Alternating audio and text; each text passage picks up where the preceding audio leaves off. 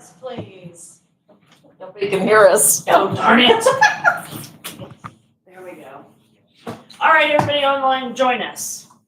I pledge allegiance to the flag of the United States of America and to the republic for which it stands, one nation, under God, indivisible, and for liberty and justice for all. All right. Larry Creminen is absent. William Green. Here. Gray Clinton. Here.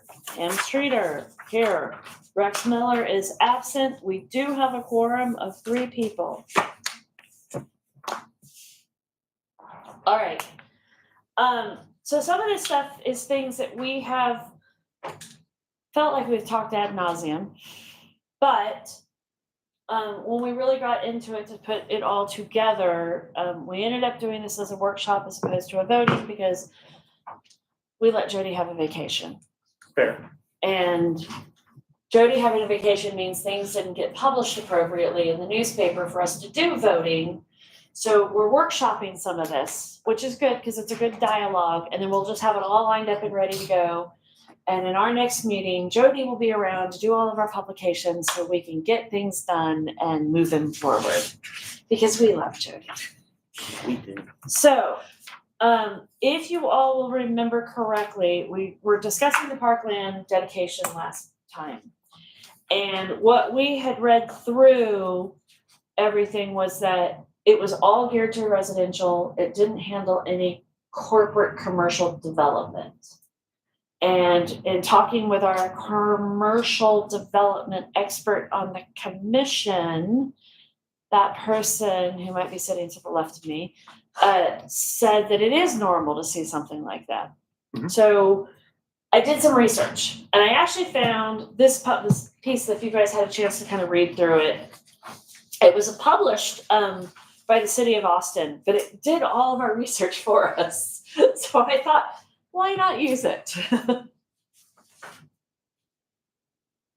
So I think the essence of what we have to figure out is what kind of a fee do we want to charge and on what basis. So if it is a small development, like a under 5 acres or 3 acres, or what does it look like? And then what's the fee look like if it's bigger? And I think that's the simplicity that after looking at what everybody else was doing, that's really the nuts and bolts of it. And so I know we had asked if you would query out and maybe get some insights. Did you have that opportunity? I haven't heard anything back. Okay. How much, Larry, what lot size was the Starbucks development on? Off the top of my head, it's maybe an acre, maybe just a little less than that. Okay, and what about like Taco Bell or Whataburger? Do we know what those were? No. I do not know what size they are. I mean, Okay. I don't really look at that. Yeah, I know. In the list of things, but we can look it up. I mean, we can determine it right away. I mean, I'm just trying to think. That's what I was just reading, what you put in here, and how they were determining it in other cities like El Paso. Yeah. There's some of by acre. Right. Or it should be part of an acre or an acre. But let's just say that there's Dino Pediatrics, there's the car wash. Right. All of those are Or all- commercial properties, so why, and parkland dedication should come from that. Correct. Part of it. So that's what we're adding That's part of to. the impact. Right, so we're adding to the parkland dedication ordinance a section for if it's commercial development.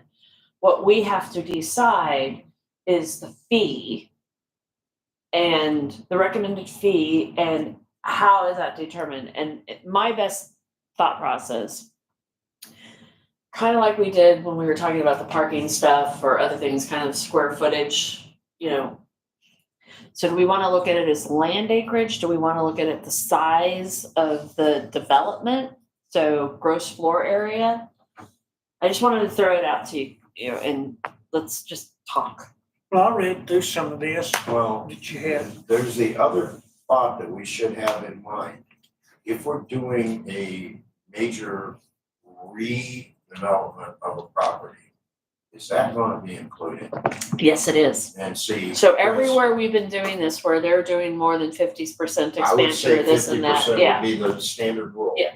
I think that's what we've said on every other thing, that if you're changing or, renovating or expanding or anything by more than, you're included in the new fee structure.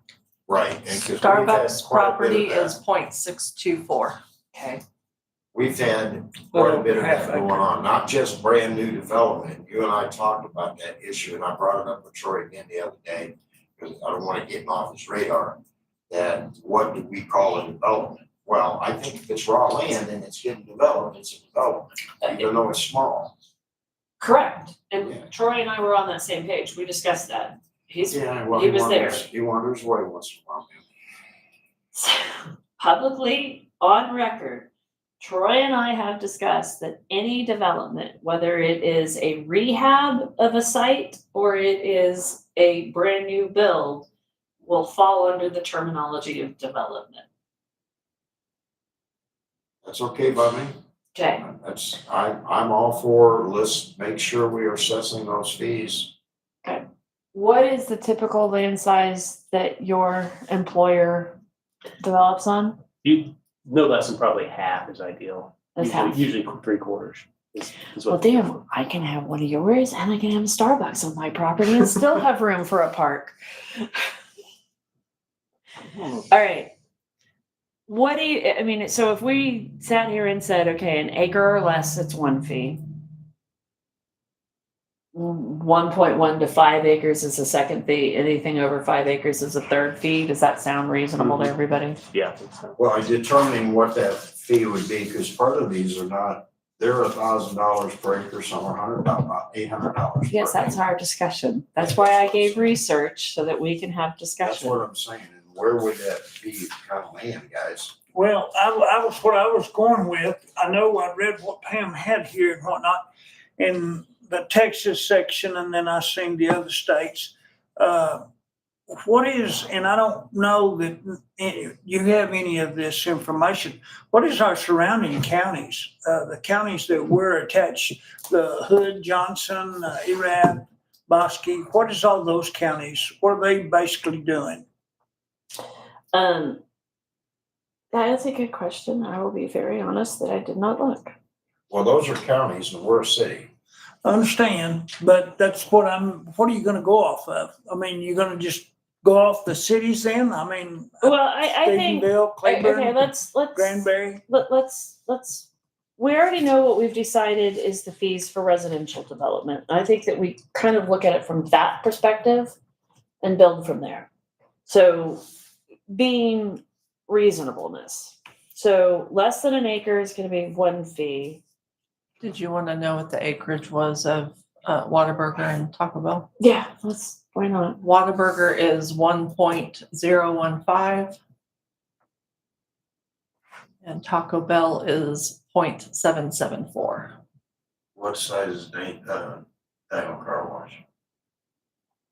I'll bet you that one's close to an acre. Half acre, below. Well, and he's got land he's gonna develop next to it. Oh, is he? Yeah, and that's commercial. The condos are residential. I've already told them about the fees that'll be required. We're just trying to figure out how we're gonna calculate that, because they are putting a little park in there and some green space, that's walking space, some walking trail. And whether or not they'll go fight is on adding additional park fees that would have been based on, because it's 78 units.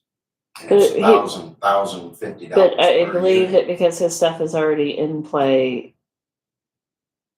Well, and see, that's just it, they're putting partial of a playground park type thing in there, but Then that's that not would- sufficient, that's not sufficient for the formula. Okay. So how do we handle those? Well, we got some that are gonna come up right now that are commercial, not residential. Okay, well, let's have the conversation. Looks like Granbury does $1,400 per dwelling unit for payment in lieu of park dedication. Or $1,100 per dwelling unit for park development fee. Let me see. 1,100? Yeah, let me see if they, what commercial Is is. that based per unit or is it on acre? Per unit, that's what it said. Per unit, that's residential, right? Yeah. Yeah, that's close to ours, ours is 1,050, so it's not out of sync. Dino car wash is 1.178. Is That's that for- including the lot next to it or just? No, that is just the, Yeah, because the lot next to it's part of his too, he owns that Cody. Yeah, okay, but that's, correct, but that's 0.833. There okay, you go, see, most of these are gonna be under an acre or just right around an acre. right. Also, there are some bigger parcels that are now being. Okay, so I know that fees that we have discussed in previous meetings was somewhere in that 1,500 to like 3,500. Mhm. That we felt that that was from a standpoint of a Starbucks coming in or a Taco Bell or McDonald's, that's chump change to them. But now somebody like a Dino Pediatrics, that has a little bit more impact. So I don't want to be outrageously large where the small businesses coming in and developing on these lands are getting penalized more than the, national chain stuff is. So this is a situation where the national chains are going to get a free, not a free ride, but a little bit of a cheaper price probably than they would in a major city. But we don't want to price ourselves out to keep that small business people coming in instead of the chains. Right, I agree. So if from a residential, we're charging $10.50 per unit, Per dwelling unit,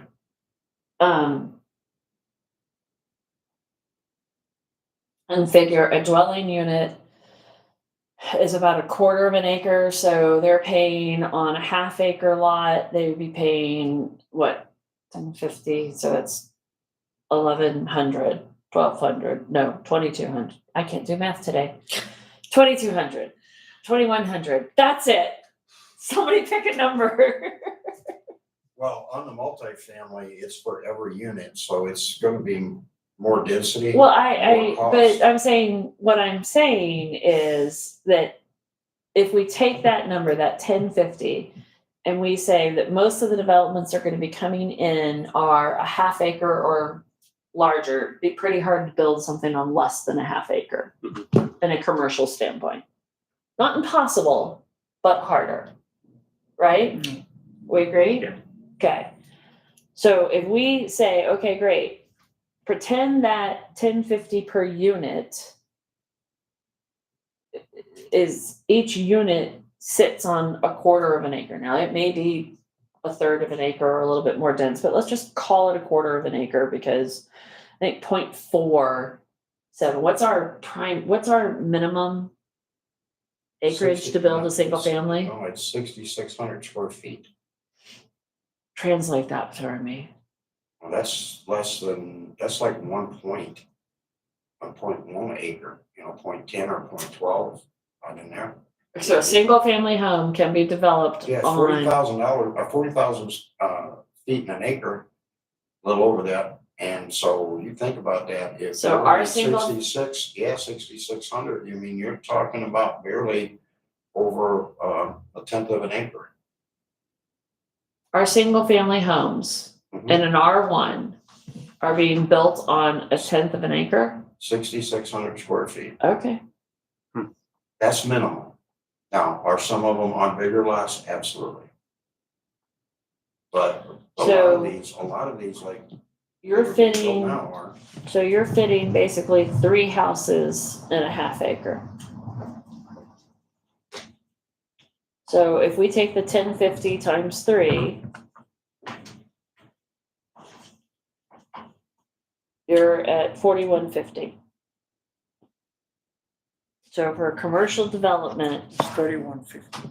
Yeah, that seems a little high on 3150. commercial, most of these are 800, 1,000 per acre. but we're not doing per acre. What are we doing? We just said that we would divide this into 3 tiers. If you're developing on less than an acre, Okay, yeah, here's your price. And maybe we need to drop this down to if you're developing on a half acre or less is one price. And then 0.5121 acre is a second. What are your all's thoughts? I would say half acre, an acre and over an acre. Okay, so we do a 0.5 or less. And then a 0.51 to 1, and then a 1.1 plus. What do you think, Larry? Or do it just as a percentage of, or do it per quarter acre, and the bigger it gets, the more you pay. Or we can do it that would be- way. I think that would be the Is easiest. that gonna be out of range though? Well, it would depend on what, so if we were doing something where every quarter of an acre was the 1,050. And like on these developments like you're talking about, the guy's gonna put how many units in there? On the condo? Yeah. That's not residential. commercial. That That's falls under the residential. residential. Okay. That'll fall under the residential. and if- We'll hammer that out. So let's take the land behind the McDonald's and say that Cheesecake Factory's coming in. And yes, that's gonna now be a rumor on Facebook. If Cheesecake Factory was coming in and they were going to build on the land behind McDonald's and the city had annexed it, then they would probably be sitting at like 0.45 acres. So if we said that the fee for if you were running development on a half acre or less is 2,100. If we took that and said, okay, 1050 per quarter acre, which is the 2,100 at a half acre. So we're basically taking the residential per dwelling and applying that to a quarter acre. So that would mean that Starbucks would have had to pay 2,100. So that would be Whataburger, 42 per acre? I said 1050 No. per acre. So taking, they pay 1050 It on was residential. 1050 a quarter acre. Yeah, Yeah, 1050 but I a said quarter that acre. would be 42 for an Yes. acre. Correct. Yeah, it would. It would be 4,200 on an acre. On Yeah. an acre. So Whataburger would have had to pay 4,200. Starbucks and Taco Bell would have paid 2,100. The car wash would have paid 4,200. Now, are we gonna make a sliding scale that drops that if they're sitting on a 5 acre parcel that they're developing? Right, let's just get to this first part first and kind of see if we like the number 1050. If we want to drop that number or So, raise that number, so what kind of sliding scale are you talking about, Larry? Well, the Once you bigger go the over acreage 5 acre. development, because what I'm looking at here is $800 and $1,000 an acre in 2 other cities in Texas. I think if we go over 2 acres, that we can consider a drop on the Yeah, it's not per gonna acreage be price. as big Yeah. a percentage point per acre. Yeah. Because if you're less than a quarter acre, we still have an impact fee, so it Right. should still be that 1050. And then if you're half acre, you're saying 2,100. Once you get to an acre, now you're getting up there. Now we where it's can gonna lower be- the per quarter acre price. Right, that's what I Yeah, was, that's what Yeah. I'm saying, because a lot of our developments are small, they're very Right. small. That's what we were just talking about. Those- Right. those So- areas. So I like the idea of just making it a per quarter acre. Mhm. I like that concept. Up to 2 acres. Okay. Anything over 2 acres, then we drop the amount per quarter acre. For each What do you additional think? acre. Yeah, 'cause I don't know if we're gonna see that many over 2 acres. There are some parcels that could be bigger. But remember, this isn't But- just, Yeah. this is also for redevelopments. So let's take Red Barn, and if that was sold and a portion of that building was renovated, they would have to come in and pay this fee. you're still talking over 50%? Yeah. You're 50% Yeah. better? A redevelopment, Right, and we have several buildings that have been gutted to be redone. right? So, and there's example, it would be Jim Vaughn's little, liquor barn. He's purchased that property adjacent to it with the intention of taking out Debbie's eventually and demoing all those. And then developing that, he's gonna expand his building by double. Right, We have 3Bs who's right now Expanding. proposing, David's putting, Right. he's on a small acreage plot that he's planning on putting a brew pub there. That would be And it would fall into That would- this. Yes, Correct. yes, but better hurry up and finish it, so he's not out of that, because we didn't do it yet. No, like I said. So for commercial, and we're not talking about individual family, family homes, but for commercial. 1050 a quarter acre. Reasonable? Reasonable? I think that'd be keeping in the average of the way it works. I think it out. is. Yeah. Okay, so that would be 1050 per quarter acre up to 1 acre. Okay. Right? Okay. Okay. Okay, when we go over 1 acre, do we slide the 150 down to 900? Do we slide to 800? Do we slide to, what do we slide it down to per? So we're at 4,200 for the first acre, Right, and then you wanna go $1,000 for each additional acre? For the first. per acre or per quarter For each acre? additional acre, so you could For every additional over 2 or over 1. over 1. Over 1, but should we do it per quarter instead of $1,000 per acre? So, because when you look at the Whataburger, they were We need to go 1.01. from Oh, so. So They would have do to we Two. do, so do we do so we do 1050 per quarter acre up to the first acre. Anything over that, we drop it to 600 per quarter acre. Hmm. Or 550 per quarter acre, half, Okay, yeah, that's fine. Yeah. whatever half Over 1 is. acre. Over Yeah, 1 acre. Anything above an acre goes down Because it 500 already, or 250 in a quarter acre. yeah, because we're talking about. So 525 per quarter Yeah, acre. we're talking about the small lots. Right, But that's what I'm saying, when we look at El Paso, it's $1,000 an acre. yeah. So if we went, That's per acre.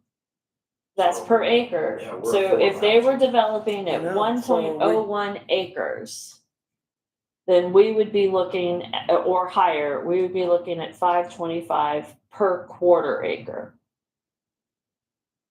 So are we too high then, Larry? You said there was 1,000 and we're at 4? 5 For 1 times acre. 4. I like it because it's our property. So we'd be at 2,100. So basically what we're saying is that for the first acre you're developing, you're doing 4,200. Mhm. And every acre over that is another 2,100. And you said that was at what, Larry? What's that? You said there was at El 1,000? Paso's at $1,000 an acre, but theirs is just straight up. They got a lot of property too. We don't. No, we do not. Ours is. Yeah. Ours is a premium. Ours is very premium. If they wanna go I somewhere. don't really know between that Meridian, I don't think we compare in California. Maybe No. Colorado, but not California. Minnesota, we might. I don't wanna touch what Atlanta's doing.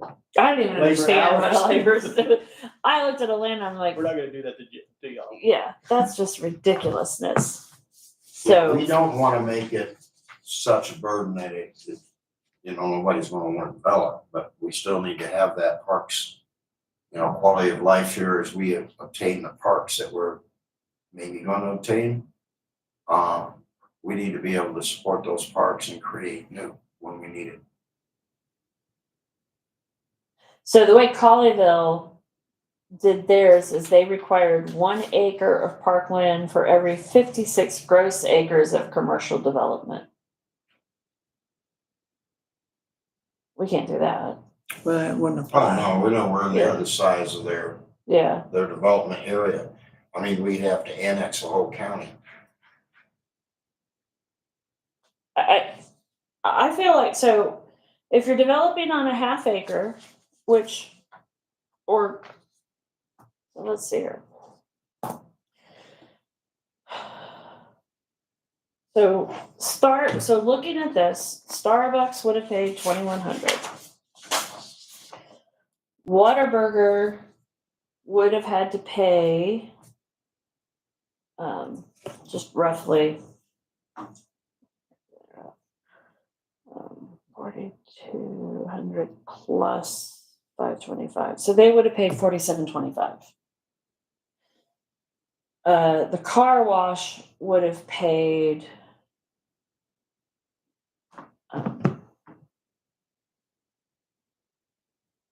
42.75. And Taco Bell would have paid 2,100. In the cost of their developments, when you're talking about, I mean, I don't know how much the car wash cost to build, but it had to have been a pretty Oh, significant number. Well, and I can tell you right now, the car wash was a $4 million car wash. Yeah, And you look at, $4,000 is I pretty think much nothing. McDonald's was a little lower than that, what was it, 1.5 million? Plus all the other little fees we got. Yeah. See, that's what I'm saying, when you're talking about, it was like it was well over $1 million for Whataburger. So with the cons, so part of this whole reason we're really seriously looking at this is you've all heard Troy that the city's going to take over Heritage Park. The city wants to take over the soccer parks. It means we have to maintain them. And in the case of the soccer park, we have to fix it. Well, yeah, there's gonna be a lot of, So we've got to Rebuilding come the up soccer with money to help with those things. And that's what this fund does. I realize that. So that's why I'm comfortable with this. I mean, it's not a huge amount of money, but it's a little bit to help us with our maintenance. it's not just the maintenance too that we need to think about. Yeah. Okay, and if you take the example of Heritage, there's discussion right now of acquiring those 2 lots that are not part of Heritage Park. It's not a good position for those lots to be developed into businesses any more than it is to have that little section that, where, there's a couple commercials in there now, but he's slowly converting it to full residential, so that we don't have that impact of the bridge coming in and out where people can get hit trying to go in and out of those buildings. And so he's converting it slowly, but we'd have to buy that property. In order to buy that property, we need funds in the park fee funds. And when we want to do improvements in the soccer field, because Troy has big ideas about what needs to be done to make those soccer fields a little better and make the walking trail a little better. We're gonna have to have those fees that Right. are getting accumulated to help us. So, I mean, when Improve I that. sit here and look at it that way, these fees are low. But I also don't want to scare off a small business owner like a Dino Pediatrics or like an ice cream shop, not that we need another ice cream shop. Like a person who wants to put in a Well, now, are we gonna be talking about as a vacant suite becomes in there? Is that gonna be captured, any funds from that? All I the think time. if the suite is a straight build out, that they're not doing any remodeling, it's just a build out to the leasing, no. Yeah, that's what I'm saying, cause No, I don't like the think, gelato shop, that really wasn't. yeah, You you're don't not want- moving walls, you're not doing anything, that was just straight build out for that particular Yeah, tenant. but then you can take the medical district and their therapeutic thing, Right, there were a lot of walls moved. There was Right. a lot of things done in there. I think it would have constituted pretty close to 50% change on the square footage. And when we look at that, we'd be right at that point where Well- that impact fee needs to be collected. if we look at the old Dollar General that is now where the H&H liquor That is would have going been, in. that would have been impacted. That would have been impacted because that was a complete gut inside and redo Well, actually. and outside. Actually, there was no gut, it wasn't anything. Yeah, but outside It was construction. completely rebuilt. Yeah. It was rebuilt by each one, but instead of waiting for the 4, because it could be 3 suites, not 4. Yeah. Instead of waiting for that, we should have just taken the fee on the whole project, Correct. and that's where we should have taken it. Yeah, That's I where don't would've thought would be want fair. to penalize. Okay, so let's just take the square as an example. Let's say MJ here decides they're no longer going to do their thing there, and then another shop goes in there and they need some things, small things done, minor, probably non-permitted things. Then no, they're not going to get charged a fee. Well, take right now, Kingdom Builders, they're sitting over here, the old, what was the spot? It was some kind of grocery store at one point. There's a Cajun restaurant talking about going in there. Across That's from gonna- me, Huh? the one that Longhorn owns, that's across from me. Yeah, he used the There's a wrong Cajun construction restaurant name. wanting to go in there, and that Cajun restaurant would be impacted by this. Yes, Absolutely impacted. yes, they would. But we're talking, once again, acreage. So again, square like, footage we almost have to versus- look at it, again, it's about the amount of remodeling being done. It's about the amount of permits that are gonna have to be pulled to a degree. I mean, if you're pulling demo permits and then, construction permits and structural wall things, and you're having to have inspections, I think you should be impacted. Well, this would be one that would be impacted. This is a good example. Yeah. Now, once again, the reason I keep naming the values, because I'm telling you that the cost to remodel that might bring in a better fee than if you're talking about the square footage or the acreage. You see what I'm saying? Sure. It's gonna be. So that's the other low way on we the can, acreage so side. again, I come back to, do we wanna look at this as acreage, or do we wanna look at it as gross floor area? Yeah, and that's one of the things I'm mentioning, the dollar value of the rebuild. Because, Because that's what I'm saying, the car wash is a $4 million rebuild. McDonald's was close to 2 million. okay, That's, okay, so once again, there's a big value in that investment they're gonna make in. Do we just wanna stick to the acreage size? Or- so let's, We're still getting $1,000 one way or the other. let's back up a second, let's just back up a second. I see that there's two options on how we charge the fee. Gross floor area. Mhm. Acreage. Okay. Pros and cons. Gross floor area means that we've got to take these numbers down to smaller because it's not big, it's gonna have to be based off square foots, Per square foot, yeah. etc. And you may have a small building on a large acreage because they're holding off on something, etc. And as we all know, we don't always necessarily find out what the gross floor area is unless there's a plat or something going on. The acreage is an easier number to look at. Minus the looking at it on the acreage side, are we taking into account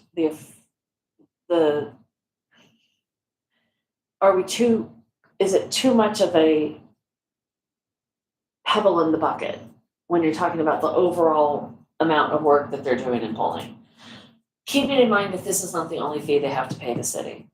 They have a lot of other fees they're paying the city. So the $1 million project to build the McDonald's probably garnered the city $50,000-$60,000, What was our $20,000. permit fee on that one? On our I main have to- permit fee, but then we also have the smaller, Right. things like, we're So talking you easily, electrical, plumbing. yeah, et so you cetera, et cetera. easily were in the $50,000-$60,000 range of collecting on fees. I'm trying to remember back, but it definitely had some fees. The H&H reconstruction, what did we get on fees from that? Can you, because that's more recent. H&H. The H&H, Dollar okay. General and all the construction and permitting Oh, that okay, they yeah, had to yeah, do. that's Steenson's building. Yeah, I think the value on that was 1 point something million. okay, but about what do you think we collected in fees from all of that? So far, because we're not done yet, Off the top of my head, I couldn't. I couldn't tell you off the top of my head either. I mean, we collect. so Probably many at fees. least 1,000, 2,000, probably 5. Well, no, maybe not of the, yeah, because a lot of these permits, like if you take residentials, we see those frequently, they don't generally go much more, little more than $2,000 Right. sometimes, depending on the Right. building. But when you talking about some of But these major, commercial, like commercial building portion of it is more expensive than the residential. 'Cause it's based on Absolutely. job valuation. Correct. Right, because now we only collected. Okay, well, when the schools was let's, 6 million, I think Alright. we collected a lot less fee than Okay. what you think. preference. Gloucester area, acreage. What are you two I think- thinking? I don't know about you guys, but I'd stick to acreage. William? Yeah, With the smaller acreage being divided up like we just did. Yeah, probably. That's- okay. Is that, I mean, I don't know what other cities around us are doing. They're all over. Everybody's, It's all over the place. most people It do it is. off acreage. I am gonna say that. They're either Yes. doing it off the value of the project or they're doing it off acreage. I'm very comfortable with the acreage idea. I don't wanna get into too much math calculations. I want this to be simple and I don't want it to scare people. Well, that's probably the simplest. I mean, if you start doing a percentage of the cost of the job. Right. then That just. Yeah. I'm running. Okay. So now, when we look at it that way, and William, in your brilliancy of retirement, you decide that you're going to go build a small copy center, FedEx, UPS shop, that you don't care if you're FedEx or UPS, you'll take it all. Because you're just gonna sit there and have people drop packages to you, and you're gonna get paid by Amazon to return them. How do I get these financial? Well, I can tell you that's what Stinson wants in the other half of the building. So you're gonna do this, I'm just gonna say this, you're gonna do this, and you need a small little, 200 square foot shop, because you need a counter and you need storage area and an easy load in place for FedEx trucks and UPS trucks can come and suck out all the packages, okay? It's gonna cost you $350,000 to build it, because that's just cost of construction these days. If we said that you needed to pay $4,200 to be able to do it so that we can upkeep the soccer park, are you okay with that? Well, now, are you gonna charge me by the acre or by the job? No, I'm charging, your cost, $4,200. Actually, not even 4,200. You need a couple of hundred square feet. You're gonna be on a half acre, quarter acre at the most, so you're gonna pay $1,050. Yeah, see, 1,050. You're gonna pay wouldn't help, 1,050. I don't think. Okay, so my property, I'm 1.5 acres. So I'm paying 4,200 plus another 100 plus another 1,050. So I'm 5,250. That seems like a high impact fee. Is it? I think most businesses would argue that point. If you can afford the 1.5 acres to build something on, because you need the 1.5 acres to build something on. If you need 1.5 acres to build something on, you're spending 4 or 5 million building. I'm gonna guess, depending on the building, probably. So then is What if it's 5,000 a really lot of that it's big of a parking? deal? What if 90% of it's parking because it's a restaurant? Restaurant's not building on 1.5 acres for parking. I'm just saying, No, I'm just saying, you what was, don't I know mean, what's coming on that 1.5 acres. you're right. And it could be, medical centers require a lot of parking, doctor's office require a lot of parking. But you're still talking about construction on the But if you deal that's require a lot going of to parking, be then 2 you to get a lot of 3, customers. yeah, you're Yes, you do still, get a make a lot lot of of customers. money. You do. you're still talking 2 to 3 million to build whatever it is. Massey's was a $1.5 million job. Got that out of Glenn Wilson's mouth directly.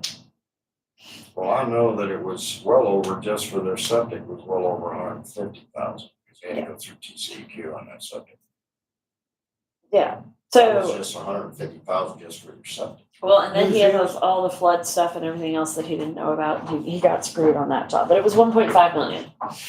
That's what he told me. Glenn Wilson, Massey's Barbecue, Oh, Yeah, one that had- point five million. Yeah, that had to be some specialty stuff that was down there that they got surprised by, because it is in the floodplain.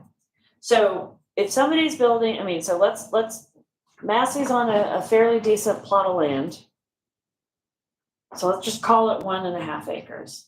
If you're paying 1.5 million to build it, what's another $5,000? You know, I'm not sure it's not even bigger than that.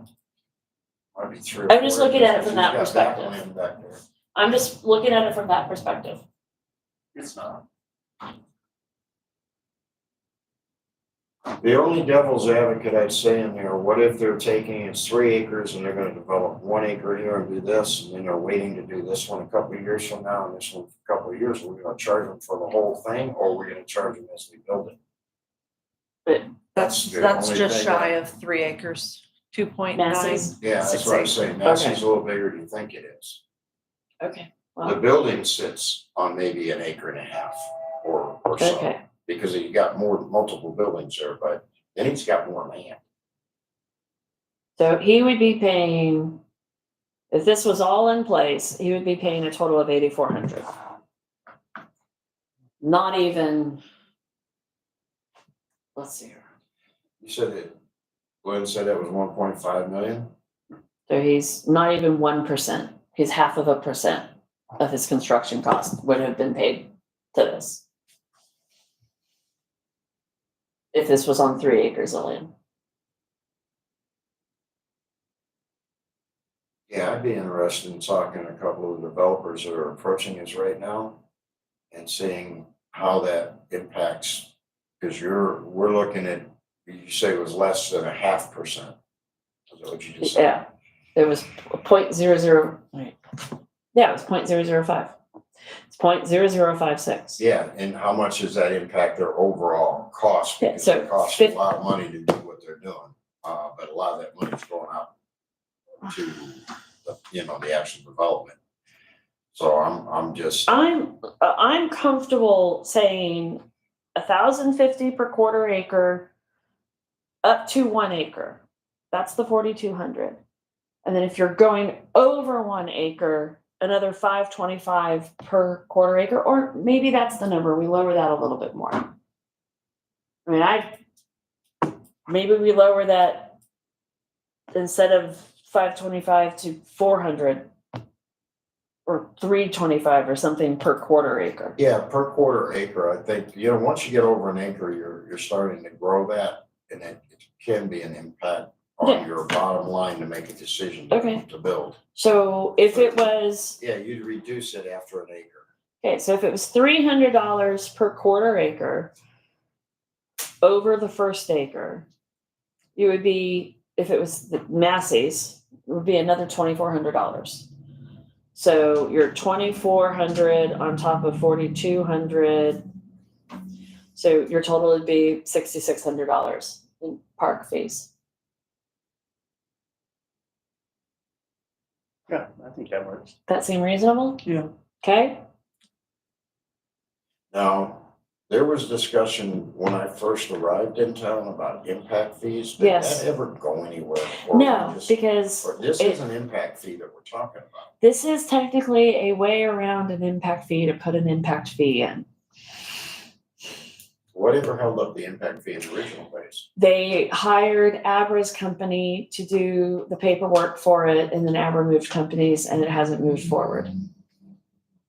Oh, really? And yes, it is something that I have on my list for them to get back in track, but we have a staffing problem that No. No, we don't. that is a Oh, problem. wait a minute, both those positions have been filled. Bet you didn't know that. We're gonna get back to what's on the agenda. Those staffing Thank you. problems are not on the agenda. Okay, so 1,050 per quarter acre, up to 1 acre. Anything over, so 1.01. I don't know how many O's you want in the middle of that, but 00001, whatever. Anything over that, we're then dropping to 300 per quarter acre. That's the number I used for the math. Tell me that again now.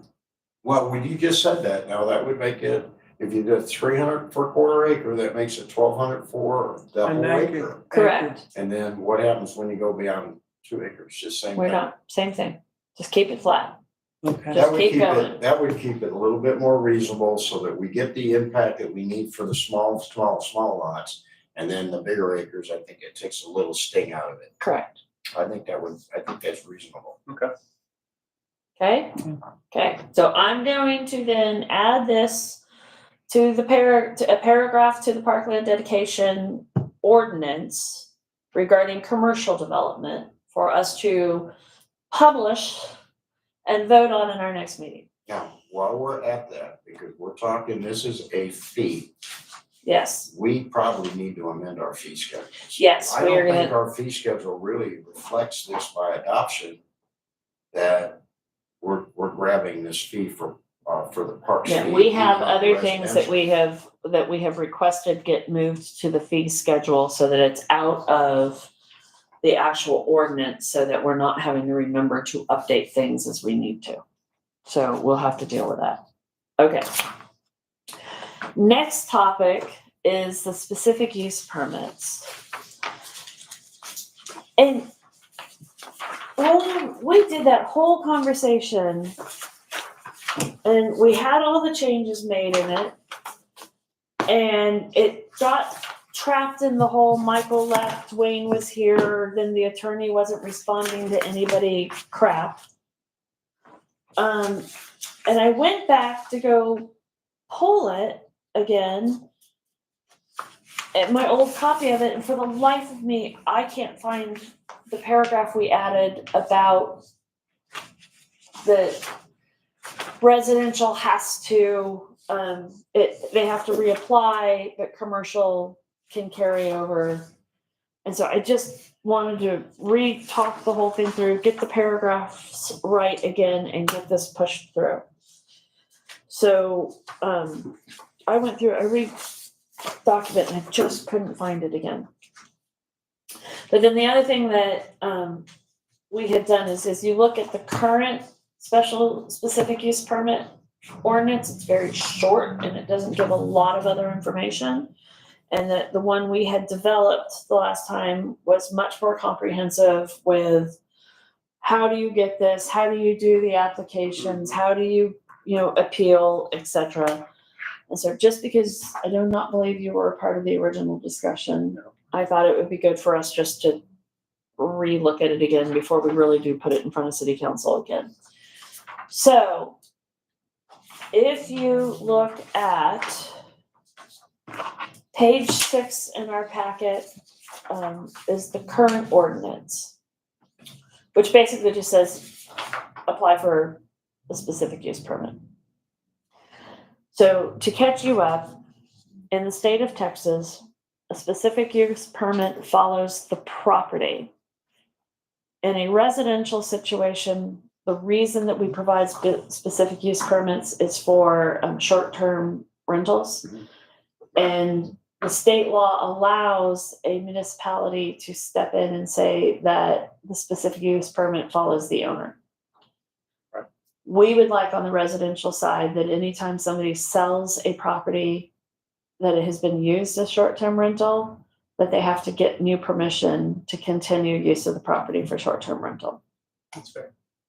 Because new owners, new different things, and that also makes sure that they're very well aware of the fact that they have to pay occupancy tax. We have information on file for them, that they are aware of any conditions of that we have placed, which is we have police calls allowed. Otherwise, the specific use permit can be, if there's parking problems, if there's noise problems, after so many times within a time period, we can pull the specific use permit. Right. So we said that from a commercial standpoint, not allowing a specific use permit that has been in place for something for a commercial could be a deterrent for selling a business. Mhm. And because the whim of council, Mhm. they may not be able to get the specific use permit that they needed in place to continue the business as is. So we said, well, look, if the land is going to be used the same. So for example, if 3Bs puts in their brew pub and then they sell, and the next owner who comes in wants to use the brew pub, there's no reason that we need to risk them Right. losing the brew pub because Agreed. somebody has a problem with a brew pub. Mhm. But when William sells his garage, and let's pretend like he needed some type of a specific use permit on it, something because there's oil change or whatnot. Not saying you did. But they want to not use it as a garage anymore. Now they want to do something entirely different with it. There's no reason to let the specific use permit stand. Agreed.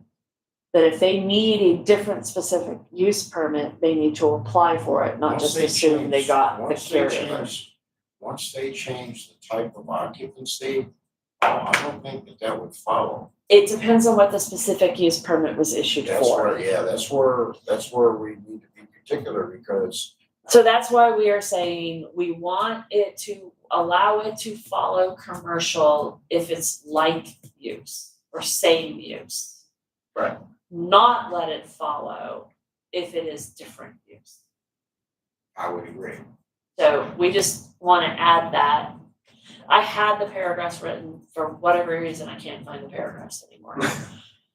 She dreamt about it. No, because she's read the paragraphs before, because we have voted on the paragraphs before. Well, then I it just should can't be- find the damn paragraph written anymore.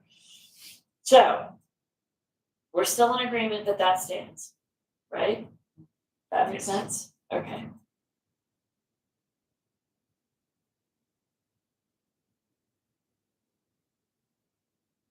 So, the rest of this, have you guys had a chance, and this is probably more about you, Larry, reading back through the rest of making sure that what we've stated in here, of everything they need to know about a specific use permit, about appeals processes, about, Did we ever send that to Stan for his blessing? yes, it was sent to Stan multiple times. Yeah, but did he get his blessing? Nobody got Stan's blessing on anything. So the idea of this is that we would take this back after we have all said yes to it again, get it over to Stan before it goes to council, or whoever we're now using as an Yeah, attorney, because it's not always Stan. Once your recommendations to proceed with this, then it goes right straight to Stan. It should Correct. go there before it goes to council. Correct. Yeah, it should do. But I want to make sure that we, again, are on board with this whole thing before we send this to Stan. Because if all I'm doing is taking this and adding a paragraph, that's easy. This we had expanded to be more precise, to give people more information about how everything works. And I want to be sure that that's what we want, or do we want it to be more simpler?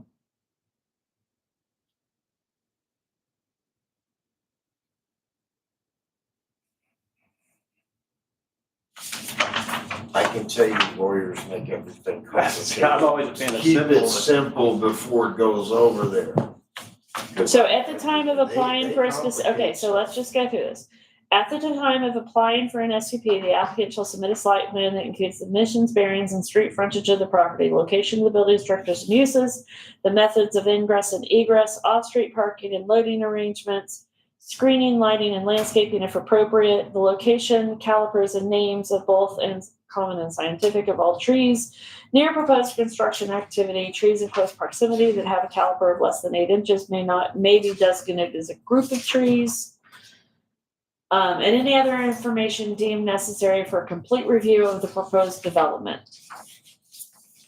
A traffic impact analysis is, if deemed necessary, would have to be completed. Are we still in Yes, we actually are. Okay, that's a lot what you just reading is, I'm just looking. So through I'm the- saying, do we need that, or do we wanna drop that out of this? I don't think we need the location, calipers, Okay, names of trees. okay, I'm good with that. Well, I know that from a standpoint, when we sit here and talk about a special use permit for a short-term rental, we're not getting this information. We don't care about this information.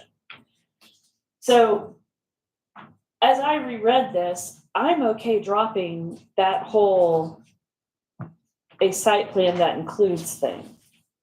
You're looking at the long version, aren't you? I am. That's AJ. because I'm looking at the short, yeah, I just got there, I'm looking at this other one.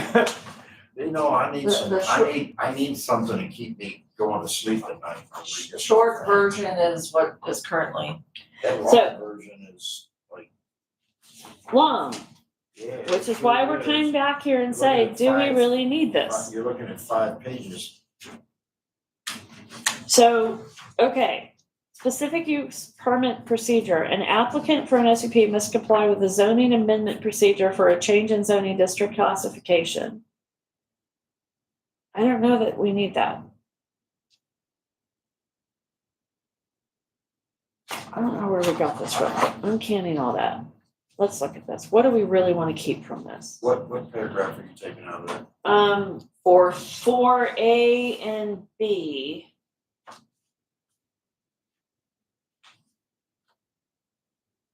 Okay. like 6. And I'm going back to 3 and just making sure that actually all of those make sense. That's the standards, which is basically what we have up here, 1 through 6. Okay, we're gonna take 4 out. 5, the basic relationship of the proposed development to adjacent property.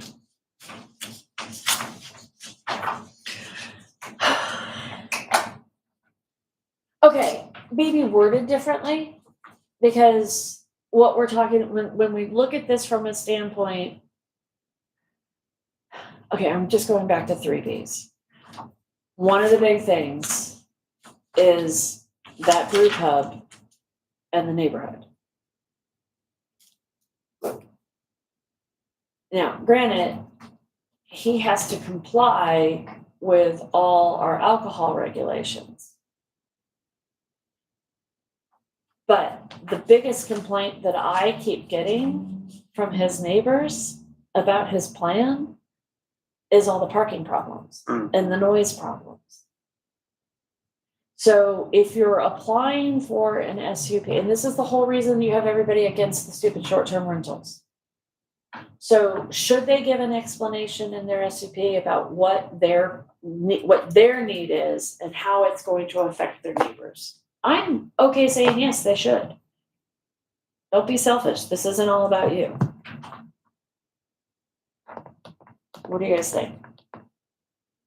So you're saying that the person or the people that are wanting the SUV need to explain or in definition why they need it and what they Well, not need? why they need it. They need it because our ordinance says they do. Well, but But the Yeah. impact of having it against their neighbors, which may be no impact, Well, you know. or it may be, There's definitely an impact, because you spoke to parking, which I've been bugging David about. I said, Wow. David, you're gonna have to provide parking, he's planning on it and that, not with what we saw today. and he's gonna get, then Mama Bear is gonna beat him up again.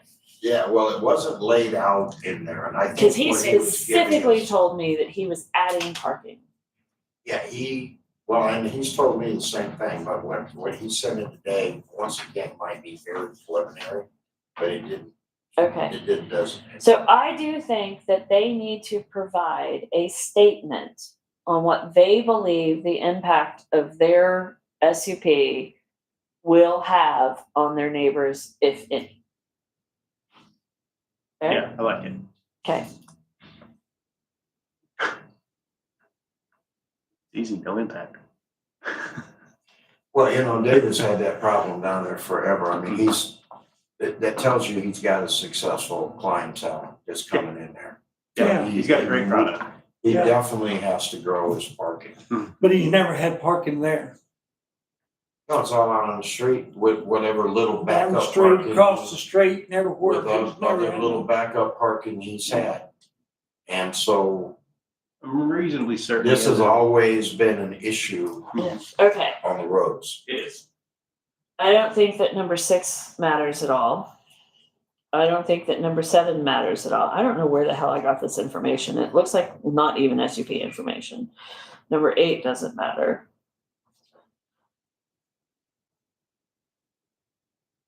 Number 9 doesn't matter because we have a whole traffic thing and that's just a straight up variance that they have to go after, not an SUP. Are you saying the decreasing 10. number of off-street parkings doesn't matter? It matters not in an SUP application because we don't do parking decreases in SUPs. That has to take a variance. Yeah, it would have to take a variance because you don't want, Right. yeah, we. So I'm taking it out of here. Yeah, we have a problem with parking as it is. Show that to Larry.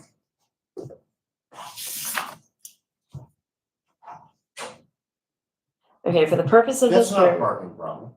No, For the it's not. purposes of this paragraph, original site Yeah. plan means Those are the parked earliest approved vehicles. site plan that is still in effect and does not mean a later amended site plan. For example, if a site I plan think is you should approved. lease parking on your field behind me, Uh, right? I don't know about that. You're gonna be the parking, I don't mind collecting $5 a car. You're gonna put Steve out there? Well, he's just gonna sleep. Okay, in I it do anyway. think 12, an applicant or owner of real property within the notification area may appeal the decision of city council to the Board of Adjustments. An appeal must be requested in writing within 10 days of the decision of city council. The appeal to city council is the final administrative remedy available. I think that stays.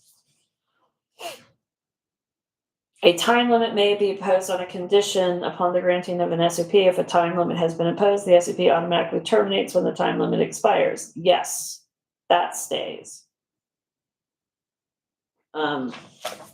Automatic renewals, so that's 10, goes over to page 10.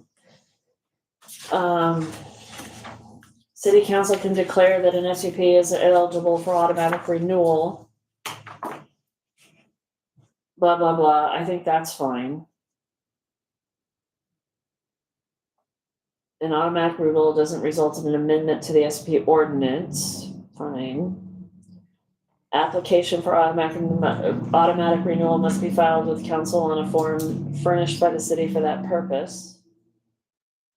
I'll help you find the form. Failure to complete the application required renders it ineligible for automatic renewal. I think that's fair. A filing for complete application with automatic renewal requires, the city has to notify the other properties in the area. I don't want to do that. Unless the state makes us. Unless we make it that the automatic renewal application has to come in with the original application and can't be done later. And that way you're only sending the notification out once in the first place. What do you think of that idea? I like that better than having to resend everything. Okay. What do you guys think of that? Yeah, no, I like that. Okay, so auto renewal must be requested at time of original application. So not, Well, that should have to be on the application if Yeah. you're gonna do that. yeah, Has the application actually been developed based on these? we may need to look at Looks that like. document a little bit, but I think most of it's gonna be fine. I don't know if we have that on that And it's application. not. Okay, And we need to make sure it's on there because Yeah. when we do this MGO, this is gonna be one Yeah. of the documents we have. okay, so we're gonna drop. So D, failure to file a complete, well, no. That actually D stays because we say they have to file the application at the time, and if they don't file it, then they're not getting automatic renewal. So D stays. E goes away. F will go away. Well, does it? No, F stays. Make up your mind. per line through F.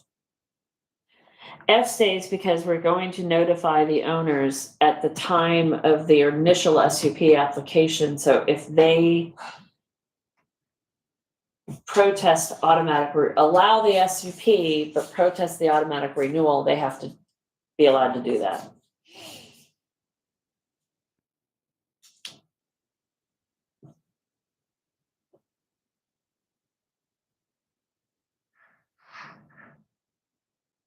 So here's actually, now I find it. Any SUP granted in a residential zone, R1, R2, R2M, R3, and R4 may apply for automatic renewals with the following exceptions. SUPs are granted to the owner of the property. If the property changes ownership, the new owners must apply for an SUP to continue operating the property with a specific use permit. An SUP granted in a business or industrial district may apply for automatic renewals with the following exceptions. If the real property is sold and the intended use of the real property is to change, the SUP is revoked.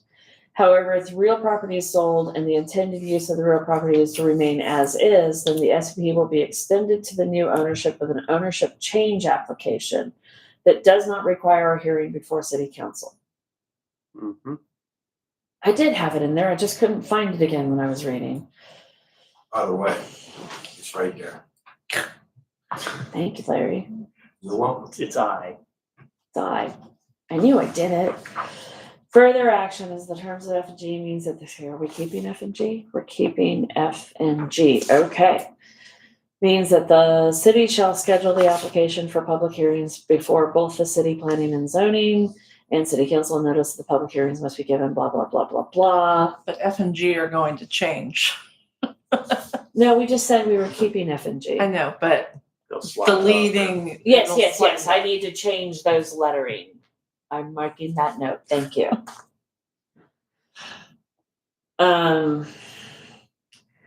In connection with an application that's been forwarded to by the director pursuant to F and G, which is going to change, the case may pass an amending ordinance to repeal the SUP's eligibility for take. I think the rest of this is okay. I think it was just Okay, I'm just reading K okay. again, and I'm saying in connection with the application that has been forwarded to it. Ooh, what is it? You mean council? I think we need to spell that name out. What's it? In connection that has been forwarded to It. hang on. That would be council, yeah. Forwarded to commission and council. Or the commission or council. That would be council.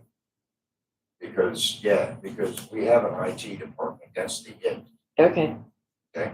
Okay, I wrote it out. That should read council, right? Yep.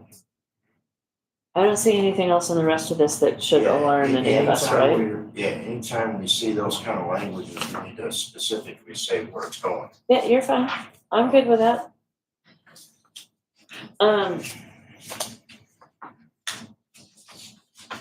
Anybody see anything else in the remainder of the language that they feel we need to? You have the blank paragraph. Okay, I have blanks because I know I need to fill them in. Yeah, you talking about an M? Correct. I'll get that.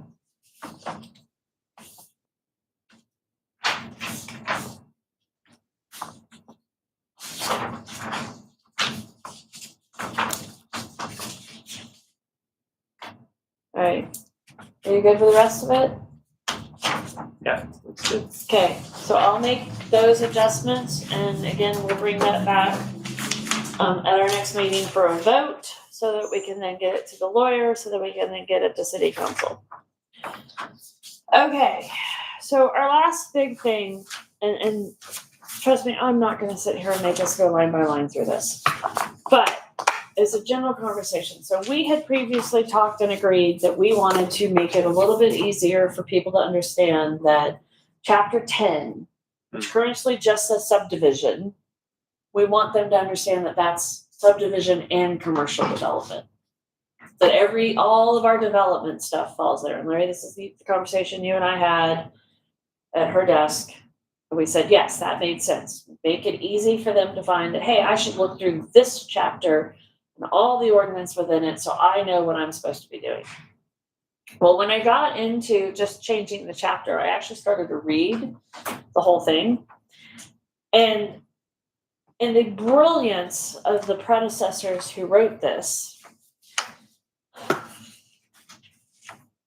instead of saying this ordinance, they keep writing this subdivision ordinance, the subdivision ordinance, the subdivision ordinance. And so when you start going through the 104 pages of this, you start to realize, oh shit, excuse my language. Some of this stuff really can't apply to anything but subdivision ordinance. And some of this we need to take out the word subdivision ordinance and make it subdivision and development ordinance, or we need to call it this ordinance. And so my belief, because of the way that the parkland stuff is fitting in, that there's commercial development pieces in there. When you go through this whole document, there's paragraphs of this that pertain to commercial development, not just subdivision. That are in here, that do not just pertain to subdivision, but yet everything is referencing subdivision, which I think is confusing. So I still stand that we need to change the name of chapter 10 to development standards. But then that also means that we have to go paragraph by paragraph through here and figure out. That might be a little more complex than it sounds. Correct. That could be, Which is why we're having this conversation. I'm not sure wouldn't need an actual experienced consultant to do that, Correct. because So- that would be a nightmare. So. Yeah. I'm trying, the reason I had the whole thing given to you guys, not that I actually expected you to read all of it, but who did? I didn't read all of it. Are we taking oaths? I read You read all of it. We have got to find a way to not bury the commercial development standards in chapter 10. Yeah, and I'm not sure we shouldn't just develop something totally separate.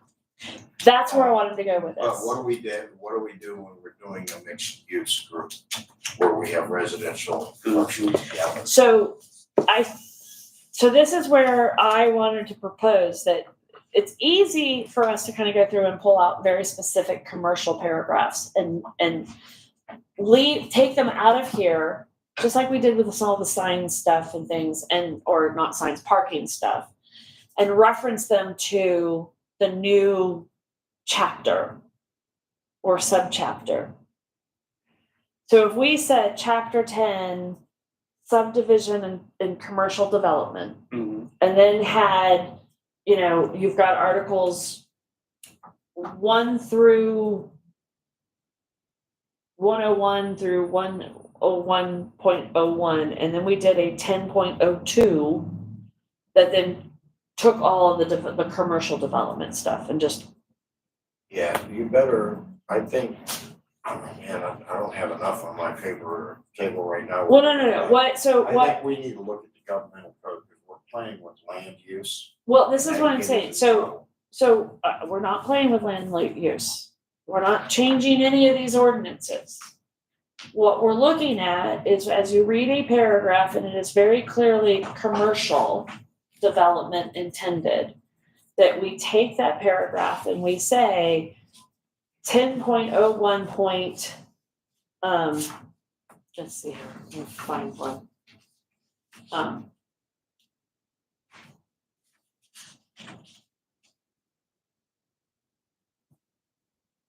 Well, the Parks and Rec stuff that we just talked about is one. The 10.04, 10.04 or 10.4? whatever we just did in the Parks and Recs. So the 10.06.004. that is residential, but we're adding a new paragraph to it. So now there's gonna be a 10.004A that's commercial. So so here you've got the 10.06004 parks and parkland dedication and park improvements, and that's got your 1, 2, 3, 4, 8, 10. It goes up to number 11.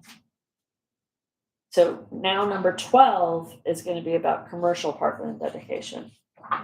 So you put a number 12 here and reference it to say C 10.0201, and there's the paragraph for commercial. And we keep going through this, and I look at it and say, this is very subdivision. We leave it. We don't do anything. This can be subdivision or commercial. So we reference in this document says for subdivision, for commercial, C 10.02, and we lift that same paragraph and put it right over on the commercial side. And the only reason for doing this, so maybe we're not messing with the subdivision ordinance, but we're going to copy pieces of it that are specifically related to commercial. Yeah, give me a rough copy of what I'm going to. you're saying. But I right wanted now. to have this conversation because our original plan was just to name change it. And as I dug deeper, you can't do that. Yeah. It would be so confusing because you still have to find Trust me, and dig people are through already this. confused enough about that. Right. You have to dig through this to find the commercial information that you're looking for, but it's buried in the subdivision ordinance. You just think have two separate ones? Yeah. I think that makes a lot of sense. Does that make sense? Mhm. So yes, so my plan is to give you a draft of this whole thing so that you can look through it, because it's going to need you to look through it, make sure that we didn't screw anything up. Too late. But that we can then have a section, so the title of chapter 10 is subdivision and commercial development. And then we have 10.01 is subdivision, 10.02 is commercial. Yeah. And they'll just reference each other. Does that make sense? I think it's the cleanest way we can do it I think so. without killing ourselves. Okay, fine. They'll be the same in a lot of instances, and then we'll Yeah. switch it to wherever it's Right, specific to residential or commercial. Right. And at No, I that like entry, kicked up some dust, set off the fire alarm. okay. Couldn't So, reach Dr. Overboard. I just wanted to have that conversation with you guys and say, is that something that you guys see as a reasonable approach to helping developers find the information they need without us massively making overhauling of our code? Yeah. I think that's fair. Okay. So while it's not on the workshop, but we're still in session,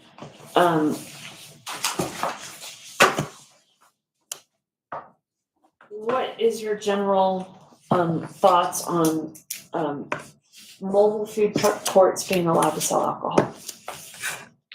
Mobile food courts. What's the state attorney general's feeling on that? It's allowed. Mm-hmm.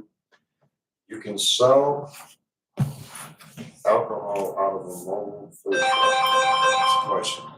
This is an emergency over. No, you're good. Okay, John, did you get it solved? No, I think that's fine.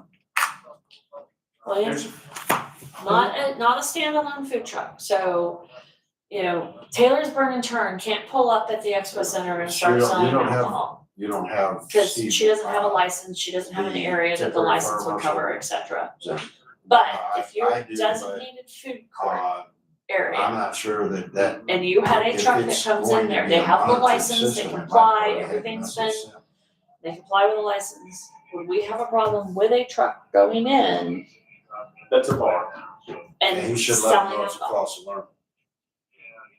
I think they do that in Tulsa. Okay. They have that little area Yeah. where they do this concert. They have a Do one it food for truck. now. No, we're. They have a not little doing food that. truck park in Planning Tulsa, zoning meeting. and they have musicians play, and there's a couple people sit down and eat, play cornhole, whatever. No And then they have problem. one Sir. truck that's designated, they sell beer and wine. Now, would that, would that be encroaching on businesses per se? It depends on where the mobile food court is. Yeah, it depends on what but we said, the last one we looked at back over there wouldn't be We could have 200 a whole feet. a new definition of snow cones for that. So let me take neutral territory. The Attorney General says you can have a mobile truck with. No, you cannot have a mobile food truck. You can have a court. Food court. A Food truck. food court can have a alcoholic sales as long as they have all their licensing.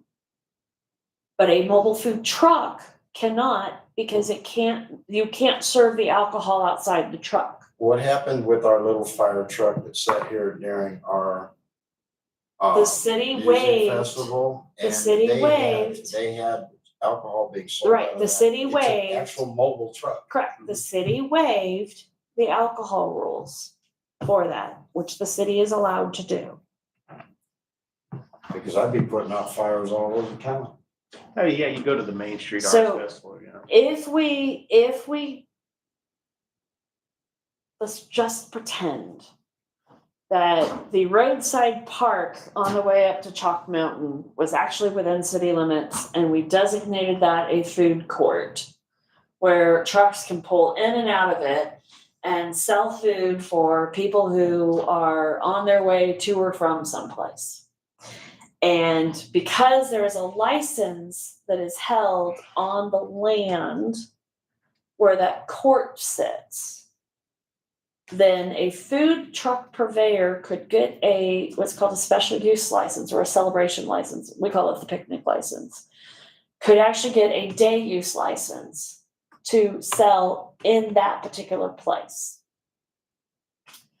Would we have a problem with them selling alcoholic beverages in that zone, in that area? If all of that belonged in the city and it was just something we were doing and developing? Probably not. Wouldn't impact anybody else's businesses. There's no restaurants. There's nothing out there. Okay, so why not make it a party place? Now, if that mobile food court was right here on the square and right in a lot between the ice house and the title company, You mean right there where that beer garden's going? not allowed to go there yet. I understand that. I don't have a problem. I just shake my head about the application, but go ahead. That spot. In that spot. Mhm. Designated as a food court where they have to be connected to city water and city sewer and power and everything we also agreed on. Right. They apply for a license. Would we allow them to put a truck in there to sell the alcohol? So they're clean and clear with the state. Would we allow a truck to be there to sell alcohol? Yeah, I think so. Because I'm gonna tell you, the original plan was they were gonna sell the alcohol out of the ice house and people would carry it Yeah, onto the I thought- ground, Thought about that. which was totally okay. They don't even need a variance to do that. Yeah. But in our ordinance on food trucks and food truck courts, we don't allow alcohol to be sold. So what's the difference? I walk into the ice house to get my beer, but because the owner of the ice house owns the land right Somebody next actually to it. thought that ice house could be good enough to sell. It's too tiny. It's funky. I There mean, used to be a coffee shop. it would all be little shots. That's all you could get out of it. It was a coffee shop at one time. It was an ammo store at one time. Good Lord, that thing is not much bigger than an outhouse. But if they walked out the back Is there door a basement onto in the there? land I don't know. right next door, people could carry alcohol out. So what's the difference between letting them have the food truck on the grounds where somebody is right there on the ground selling the alcohol versus making somebody walk into the ice house, walk back out of the ice house? I don't see the difference. I don't either. So one is completely legit and one has to get a variance. There's actually a variance for this. There is one that has been requested that I put the paperwork for. I'm just asking everybody's opinion. That paperwork hasn't made its way I to me. think we should No, ban it hasn't. alcohol from this town altogether. You just ask for the ban. Well, that ship sailed, but you It know, didn't work the last time. the county Just- did not get it I'm just giving my approved. opinion. The county didn't get their petition to get it onto their vote this year. They didn't get enough signatures for their petition. To actually go for a Wet County, Uh-huh, really, they Yeah. didn't make it. they didn't make it. You know why I know that? Massey's applied for a private club license. That's what they had to do, that's why they were gonna annex into the city because of the private club license. So, because we It was wouldn't too annex much of them, a headache. because we wouldn't annex them, We were gonna annex. because the annexation did not happen. Mhm. They went after getting the petition to turn the county wet. They couldn't get enough signatures on the petition in time to have it on the vote ballot. So they've applied for a private club. So I know that they didn't get their petition because it's not on the ballot. Because you would not apply for a private club license If 3 weeks before an election. Well, and I can tell you, the annexation probably would not happen today because the way the comptroller handled McDonald's. Yeah.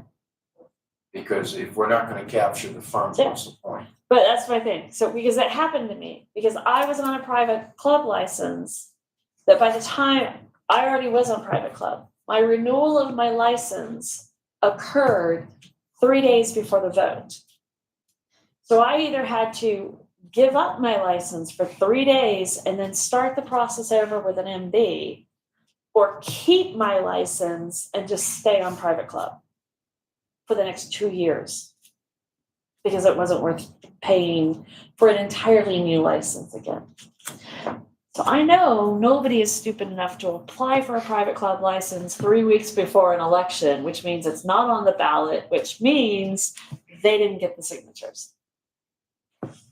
Or somebody dropped the ball. They didn't get the signatures. Greg, you weren't here earlier, planning and zoning meeting for November and December are a week early. So it'll be the Because of third the Wednesday as holidays. opposed to the fourth. I wasn't here earlier to hear that either. Third. You gonna tell me? All right, with all that said, having no further business before the commission, the meeting is adjourned at 6:58. Thank you all for going through all of this with us. I think that we will figure out our best way forward. I think we got it figured out.